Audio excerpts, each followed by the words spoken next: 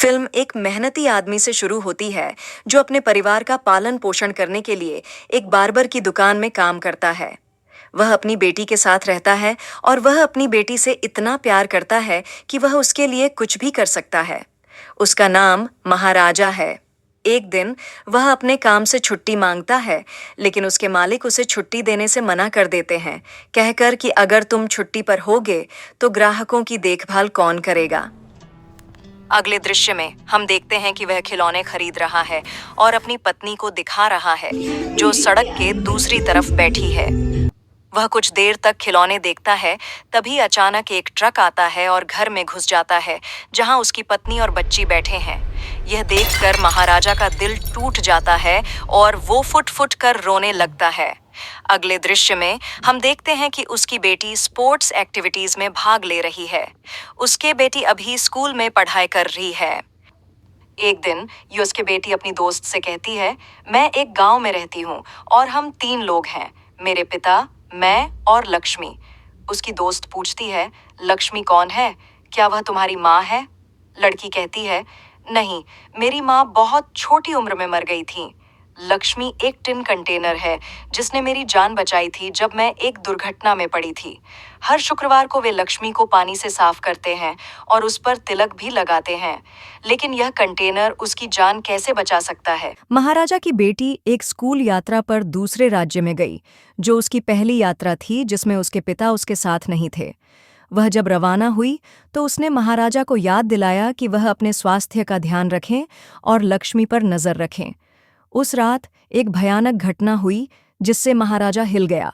अगले दिन वह स्थानीय पुलिस स्टेशन में शिकायत दर्ज करने गया। हालांकि पुलिसकर्मी महाराजा की दलील सुनने के बाद एफआईआर दर्ज करने में अनिच्छुक था। महाराजा ने बताया कि उसके घर में चोरी हुई थी। 3 लोगों ने उस पर पीछे से हमला किया था और अंधेरे के कारण वह उनके चेहरे नहीं देख पाया था। जब उसे चोरी की गई कीमती चीज़ों के बारे में पूछा गया तो महाराजा ने जवाब दिया कि न तो पैसे और न ही गहने चोरी हुए थे, लेकिन चोर उसकी लक्ष्मी ले गए थे। पुलिसकर्मी की भ्रम बढ़ गया जब उसने पूछा कि क्या लक्ष्मी महाराजा की बेटी या पत्नी थी। महाराजा ने स्पष्ट किया कि लक्ष्मी वास्तव में एक परिवार का सदस्य था। उसने अपने मोबाइल फोन पर एक टिन कंटेनर की फोटो दिखाई, कहा, यह लक्ष्मी है। पुलिसकर्मी ने महाराजा की शिकायत को बिना आधार का बताते हुए खारिज कर दिया। महाराजा का गुस्सा भड़क उठा और उसने पुलिसकर्मी को चेतावनी दी कि वह तब तक नहीं जाएगा जब तक कि एफआईआर दर्ज नहीं की जाती। कुछ घंटों के बाद इंस्पेक्टर आया और महाराजा ने लक्ष्मी की कहानी सुनाई। महाराजा ने जोर देना जारी रखा और अंततः उन्होंने लक्ष्मी को खोजने के लिए 5 लाख रुपए का इनाम देने की पेशकश की और एक पुलिसकर्मी को 40,000 रुपए का अग्रिम भुगतान किया। पुलिसकर्मी को आश्चर्य हुआ कि एक टिन कंटेनर महाराजा के लिए इतना महत्वपूर्ण क्यों था। महाराजा ने अपने चोरी हुए डस्टबिन के लिए एक एफआईआर दर्ज की है। उन्होंने अपने चोरी हुए डस्टबिन को खोजने के लिए 5 लाख रुपए का इनाम देने का वादा किया है। महाराजा के घर में कोई भी सबूत ढूंढने के लिए पुलिस ने जांच शुरू कर दी है। घंटों की तलाश के बाद भी कुछ महत्वपूर्ण नहीं मिला। इस बीच महाराजा को एक वीडियो क्लिप देखते हुए देखा गया जो उनकी बेटी ने स्कूल की यात्रा पर भेजा था। पुलिस ने कहा कि अगर आप मुझे बताएं कि डस्टबिन में क्या था तो यह मुझे इसे जल्द से जल्द ढूंढने में मदद करेगा। लेकिन महाराजा ने कहा कि इसमें कुछ नहीं है, मैं 7 लाख देने को तैयार हूं अगर आप मेरी बेटी के घर आने से पहले डस्टबिन को ढूंढ सकते हैं। और फिर हमने देखा कि शहर के एक अन्य हिस्से में एक दृश्य सामने आया। 2 लोग कुख्यात चोर एक घर में चिकन पका रहे थे जिसे उन्होंने हाल ही में लूटा था। उन्होंने कहा कि हम उन्हें जीवित नहीं रहने दे सकते। हमारे चेहरे किसी ने भी चोरी के दौरान नहीं देखे हैं। उनकी बातचीत ने उनकी बर्बरता का सच्चा स्वरूप उजागर किया। उन्होंने कीमती सामान चोरी किया, घर के निवासियों पर हमला किया और घर को जलने के लिए गैस सिलेंडर खुला छोड़ दिया। इस आदमी का नाम सेल्वम है। वह एक चोर है। दूसरों के घर से रात में सब कुछ चोरी करने के बाद वह अगले दिन घर जाता है। एक अच्छे पति की तरह व्यवहार करता है। वह अपनी बेटी अम्मू से बहुत प्यार करता है। जब वह घर पर होता था तो वह उसके साथ खेलता था। और यहाँ हम देख सकते हैं कि एक डस्टबिन है जो महाराजा के डस्टबिन से मिलता जुलता है। फिर हमने देखा कि जब महाराजा बाजार में निकले तो उन्हें एक पुलिसकर्मी मिला जिसने उन्हें कुछ अनावश्यक सलाह दी। कहा, महाराजा, डस्टबिन के बारे में भूल जाओ, पुलिस केवल रिश्वत लेगी और आपका समय बर्बाद करेगी। महाराजा का संकल्प अडिग रहा और वह अगले दिन पुलिस स्टेशन में वापस आया अपने मामले पर अपडेट मांगते हुए, लेकिन कोई आगे का अपडेट नहीं दिया गया। और यहाँ सेल्वम दूसरों के घरों में चोरी करना जारी रखता है और घर वापस आ जाता है। वह अपनी पत्नी की मदद कर रहा था, जो उसकी बेटी के कंधों पर घाव साफ कर रही है। पुलिसकर्मी महाराजा को 5 लाख रुपए का इनाम लेने के लिए स्थानीय दुकानों से वही कूड़ेदान खरीदने की योजना बना रहा है। अब पुलिस स्थानीय दुकानों और गैरेजों में उसी डस्टबिन की तलाश शुरू कर देती है। अंततः वे एक दुकान में नल्लासिवम से मिलते हैं और वह कहता है कि वह पुलिस की मदद करेगा एक धातु कार्यशाला खोजने में, जहां वे उसी डस्टबिन को बना सकते हैं, और पुलिस उसके साथ चले जाता है। अगले दिन महाराजा फिर से पुलिस स्टेशन गए, जहां उन्होंने एक व्यक्ति के हाथ में धना की तस्वीर देखी। यह व्यक्ति धना की गुमशुदगी की शिकायत दर्ज करने आया था, लेकिन महाराजा ने पहली ही रात धना को मार डाला था, क्योंकि वह उनमें से एक था जिसने उसके घर को लूटा था। दूसरी ओर सेल्वम, एक चोर, अपनी बेटी के जन्मदिन के अवसर पर एक समारोह आयोजित करने वाला था। वह एक ज्वेलरी की दुकान पर गया और अपनी बेटी के लिए एक सोने की हार ऑर्डर किया। जन्मदिन के दिन सेल्वम हार लेता है और अपनी दाढ़ी काटने के लिए एक सैलून में जाता है। वह उसी सैलून में जाता है जहां महाराजा काम करता है। महाराजा ने अपना काम शुरू किया, लेकिन ट्रिमर की बैटरी खत्म हो गई और वह बैटरी बदलने चला गया। तभी सेल्वम को अपने दोस्त का फोन आया, जो उसे बता रहा था कि उन्होंने जो अपराध किया है वह समाचार अखबार में छपा है। सेल्वम ने आसपास देखा और महाराजा को अपने पीछे खड़े देखा। उसने सोचा कि महाराजा ने उनकी पूरी बातचीत सुन ली होगी। फिर वह घर चले जाता है और अपने दोस्त को महाराजा को जल्द से जल्द मारने के लिए कहा कहता है, लेकिन सेल्वम सैलून में सोने की हार भूल के अजता है। महाराजा ने हार को सेल्वम के घर पहुंचाने का फैसला किया, क्योंकि यह उसकी बेटी का जन्मदिन था।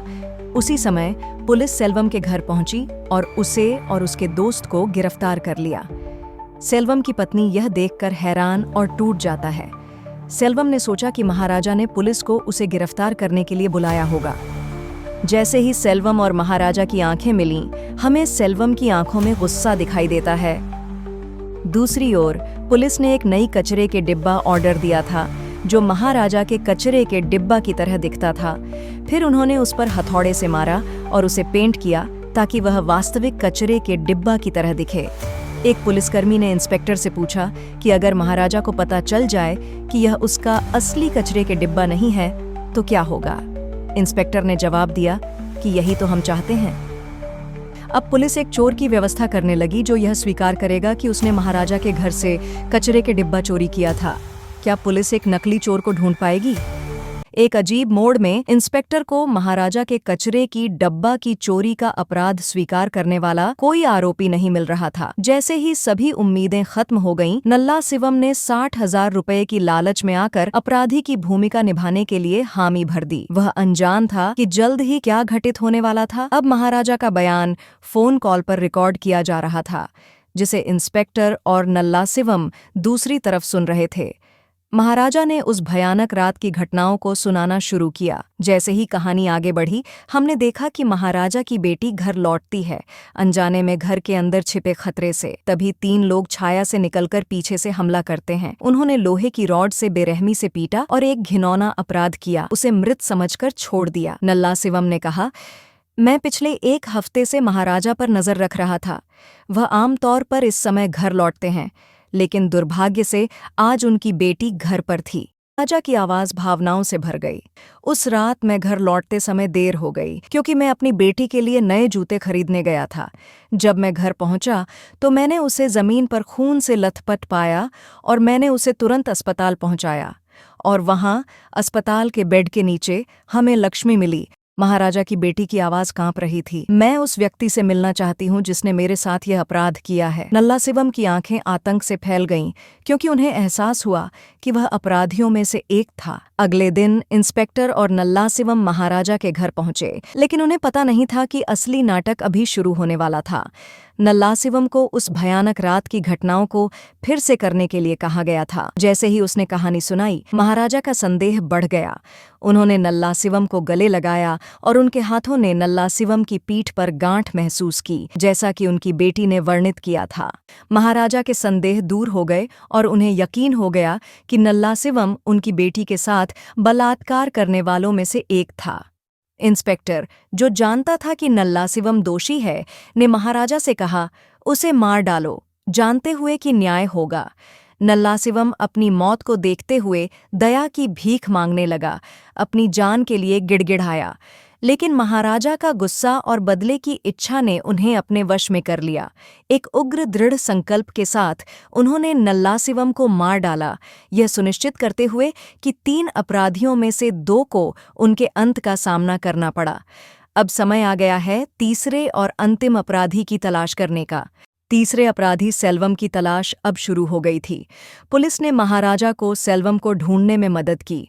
जैसे ही वे सेल्वम के करीब पहुंचे, महाराजा को सेल्वम के गुंडों ने हमला कर दिया। महाराजा ने सेल्वम को अपनी ओर आते हुए देखा। महाराजा की आंखें आश्चर्य से फैल गईं, क्योंकि उन्होंने सेल्वम को पहचान लिया। उन्हें याद आया कि कैसे सेल्वम ने अपनी बेटी का हार महाराजा के सैलून में छोड़ दिया था। महाराजा ने हार को वापस करने की कोशिश की थी, लेकिन पुलिस उसी समय सेल्वम को गिरफ्तार करने आई थी। सेल्वम का गुस्सा फूट पड़ा और उसने महाराजा पर लोहे की रॉड से हमला करना शुरू कर दिया। क्या तुम अब याद रख रहे हो या तुमने सब कुछ भूल दिया है? सेल्वम ने महाराजा को चिढ़ाया। मैंने हर रोज जेल में तुम्हारे बारे में सोचा है, जबकि तुम अपनी बेटी के साथ जीवन का आनंद ले रहे थे और मैं जेल में कष्ट झेल रहा था। महाराजा ने वापसी की, लेकिन उसने सेल्वम को मारने से बचा लिया। तभी महाराजा की बेटी वहां पहुंची, जो उस व्यक्ति से मिलना चाहती थी जिसने उसके साथ इतनी क्रूरता की थी। उसने शांत स्वर में सेल्वम को एक थैला ज्वेलरी देते हुए कहा, तुम लूटने आए थे, है ना? ले लो। ज्वेलरी में से एक हार देखकर को अचानक से अपनी यादें ताज़ा हो गईं। जेल से रिहा होने के बाद को बताया गया था कि उसकी पत्नी और बेटी एक दुर्घटना में मारे गए थे। एक फ्लैशबैक में पता चला कि महाराजा और उसकी पत्नी सेल्वम की पत्नी को हार वापस करने गए थे, लेकिन उसने हार लेने से इनकार कर दिया था। इसके बाद हुई अफरा तफरी में एक ट्रक ने घर में घुसकर सभी को मार डाला, सिवाय एक बच्चे के जो एक बड़े धूल कटोरे के नीचे छिपा हुआ था। वह बच्चा सेल्वम की बेटी थी, जिसे महाराजा ने अपनी बेटी के रूप में गोद लिया था। जब महाराजा की बेटी जाने लगी तो सेल्वम ने उसके कंधे पर एक निशान देखा। अचानक उसे सच्चाई का पता चल गया। वह लड़की उसकी अपनी बेटी अम्मू थी।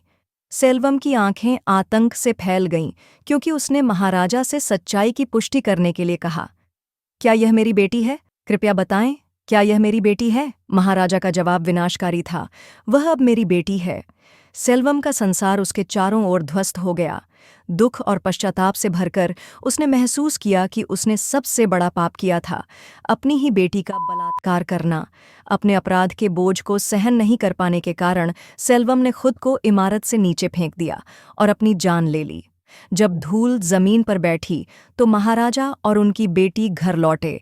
उस दिन के खुलासे से हमेशा के लिए बदल गए।